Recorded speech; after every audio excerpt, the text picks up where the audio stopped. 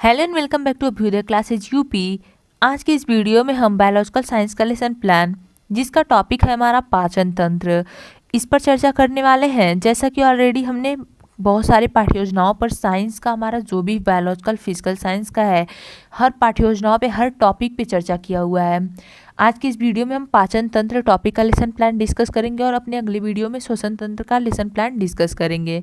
तो चलिए देखते हैं। ये हमारा पाठ्य योजना संख्या 12। ऑलरेडी हमने बहुत सारे पाठ्य योजनाओं पर, जैसा कि आपको बताया है, चर्चा किया हुआ है। अगर आपको उसकी आवश्यकता होती है तो प्लीज़ एक बार से प्लेलिस्ट तैयार है, आप वहाँ से भी जाकर देख सकते हैं। मैं लिंक भी दे दूँगी, आप वहाँ से भी देख सकते हैं। ठीक है, तो चलिए देखते हैं आज का हमारा पाठ्य योजना पाचन तंत्र। सबसे पहले हम लिखते हैं छात्राध्यापिका का नाम, ये हम सभी को पता है। उसके बाद विद्यालय का नाम लिखते हैं, फिर दिनांक, कक्षा, विषय, कालांश, समयावधि। ये सारी चीज़ें लिखने के बाद हम अपने प्रकरण पर पढ़ते हैं। प्रकरण है आज का हमारा पाचन तंत्र। प्रकरण लिखेंगे पाचन तंत्र। इसके बाद सामान्य उद्देश्य लिखते हैं।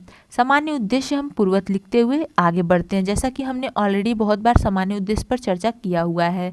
तो अगर आपको उसकी ज़रूरत होगी तो आप पिछला वीडियो देख सकते हैं, मैं लिंक दे दूँगी, आप वहाँ से जाकर चेक कर लीजिएगा। ठीक है, इसके बाद विशिष्ट उद्देश्य लिखते हैं, जिसमें हम ज्ञानात्मक, बोधात्मक और क्रियात्मक तीनों उद्देश्य लिखते हैं। सबसे पहले ज्ञानात्मक उद्देश्य में लिखेंगे छात्र पाचन तंत्र के बारे में जान सकेंगे। ठीक है, उसके बाद बोधात्मक उद्देश्य लिखते हैं। इसमें लिखेंगे छात्र पाचन तंत्र के भागों को बता सकेंगे। क्रियात्मक उद्देश्य में लिखेंगे छात्र पाचन तंत्र को चित्र के माध्यम से समझ सकेंगे और उपयोगिता जान सकेंगे। ये हो जाता है हमारा विशिष्ट उद्देश्य। इसके बाद हम लिखते हैं सहायक सामग्री। सहायक सामग्री जो भी हम यूज़ करते हैं वो सारी चीज़ें हम इसमें लिखते हैं, जैसे चित्र बना चार्ट पेपर या चार्ट पेपर पर बना हुआ चित्र भी आप लिख सकते हैं। इसके बाद शिक्षण विधियां, हमें पता है हमारे विज्ञान में प्रश्नोत्तर विधि, व्याख्यान विधि और प्रयोग प्रदर्शन विधि, इन तीनों विधियों का प्रयोग हम करते हैं। तो शिक्षण विधियां लिख लेंगे। पूर्व ज्ञान में लिखते हैं छात्र पाचन तंत्र के बारे में सामान्य जानकारी रखते हैं।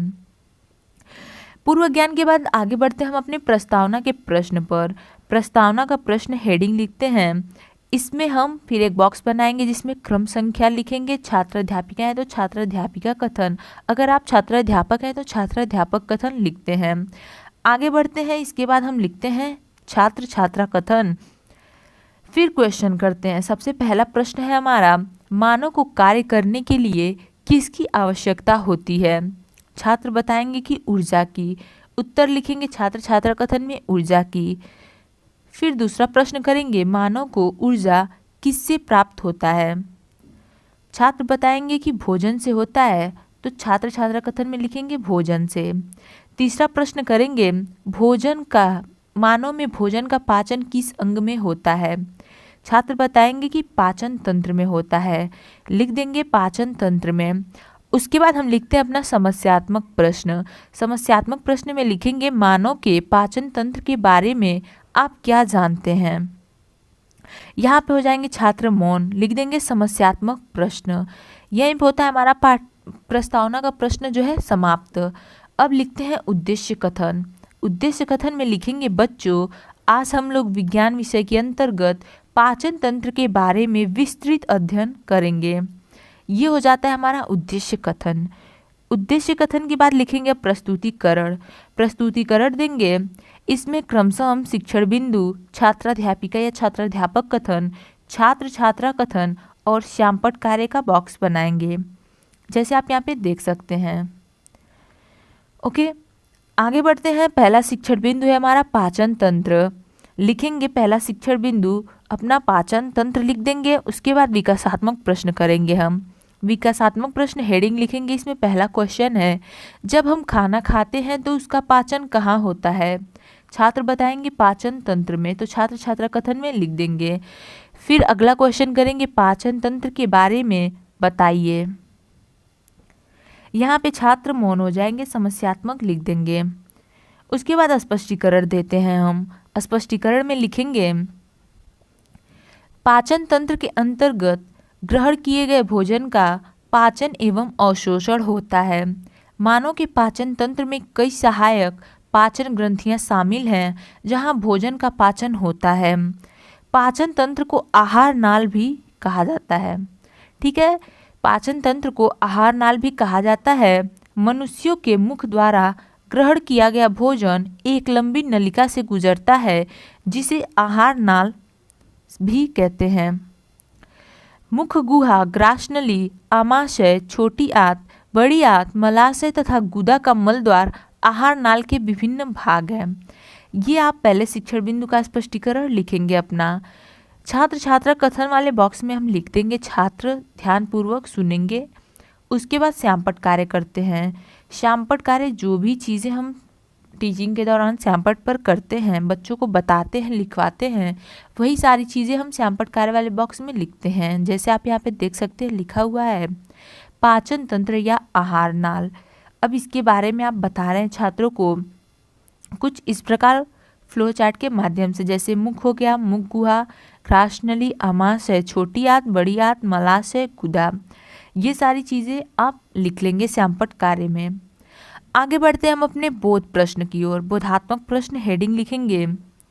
उससे पहले अगर आपने अभी तक चैनल को सब्सक्राइब नहीं किया होगा तो प्लीज़ एक बार से चैनल को सब्सक्राइब, और आपको वीडियो पसंद आ रही हो, आपके लिए हेल्पफुल हो तो प्लीज़ लाइक और शेयर भी ज़रूर कर दीजिएगा, ठीक है। और किसी को आपके दोस्तों को ज़रूरत हो तो उनके साथ शेयर भी कर सकते हैं। चलिए देखते हैं बोधात्मक प्रश्न। इसमें हम पहला क्वेश्चन करेंगे, पाचन तंत्र को और किस नाम से जानते हैं? आहार नाल उत्तर लिख देंगे। दूसरा प्रश्न लिखेंगे, पाचन तंत्र के विभिन्न अंगों के नाम लिखिए। मुख गुहा, ग्रासनली, आमाशय, आंत, मलाशय और गुदा। उसके बाद विकासात्मक प्रश्न करेंगे। विकासात्मक प्रश्न के पहले हम अपना दूसरा शिक्षण बिंदु लिख लेंगे। हमारा दूसरा शिक्षण बिंदु है भोजन का पाचन, ठीक है। दूसरा शिक्षण बिंदु लिखने के बाद विकासात्मक प्रश्न लिखेंगे और इसमें पहला प्रश्न करेंगे। पहला क्वेश्चन है हमारा, पाचन तंत्र में क्या होता है? छात्र बताएंगे कि भोजन का पाचन होता है। फिर दूसरा प्रश्न करेंगे कि भोजन का पाचन किस प्रकार से होता है। छात्र हो जाएंगे समस्यात्मक या मौन। उसके बाद स्पष्टीकरण हम देंगे। स्पष्टीकरण से पहले लिख देंगे यहाँ पे छात्र छात्रा ध्यानपूर्वक सुनेंगे, ठीक है। इसके बाद स्पष्टीकरण में लिखेंगे, आहार नाल के विभिन्न भागों में भोजन के अवयवों का पाचन निम्नलिखित प्रकार से होता है। अब पहला हेडिंग लिखेंगे इसमें मुख गुहा। मुख गुहा में लिखेंगे, मुख से मुख गुहा में जाते ही भोजन को दांतों की सहायता से तोड़ा और चबाया जाता है। चबाए गए भोजन में लार ग्रंथियों से स्रावित लार मिल जाता है, जिससे भोजन चिकना व लसलसा हो जाता है। ये हो जाता है हमारा मुख गुहा। आगे बढ़ेंगे, दूसरा हेडिंग लिखते हैं ग्रासनली।